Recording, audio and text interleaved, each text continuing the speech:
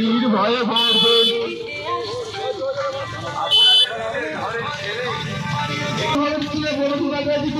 এইবার পরিবর্তন বিজেপি।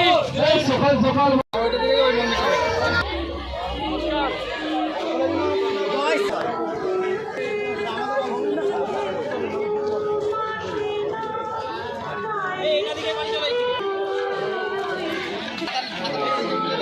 ভালো করে তুলো, ভালো করে তুলো।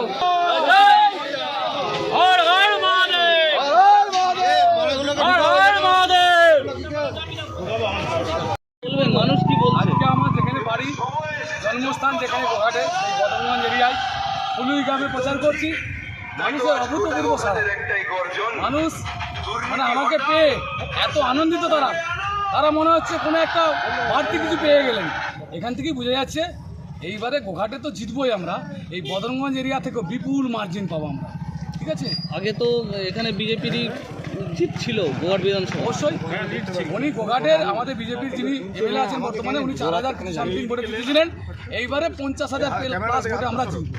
কিন্তু সর্বোপরি এই গোঘাট থেকে এখানে আমরা যে জায়গাটা আছি, সব থেকে সন্ত্রাস ভয়, এখানকার দুষ্কৃতিকারী কিছু নেতা তৃণমূলের, তারা মানুষকে জনগণের যে গণতান্ত্রিক অধিকার, সেই অধিকারটা থেকে বঞ্চিত করে রেখেছে দীর্ঘ সময় ধরে। মানুষ গণতান্ত্রিক অধিকার প্রয়োগ করার জন্য প্রস্তুত আছে, সবাই পদ্ম ফুলে ভোট দিবে 15 বৈশাখ। বিরোধীদের পজিটিভ, অর্থাৎ আপনার পজিটিভ আর শাসকের নেগেটিভ কোথায়? আমার পজিটিভ ব্যাপার, আমি তো এই গ্রামের ছেলে, আমি তো গোঘাটে ভূমিপুত্র, গোঘাটেই জন্ম, গোঘাটেই বড় হওয়া। আগামী দিনে যে বেঁচে থাকবো সেটা গোঘাটের মানুষের জন্যই বেঁচে থাকবো, গোঘাটের মানুষের সেবাতে নিজেকে নিয়োজিত করবো, এই প্রতিজ্ঞাবদ্ধ হোক।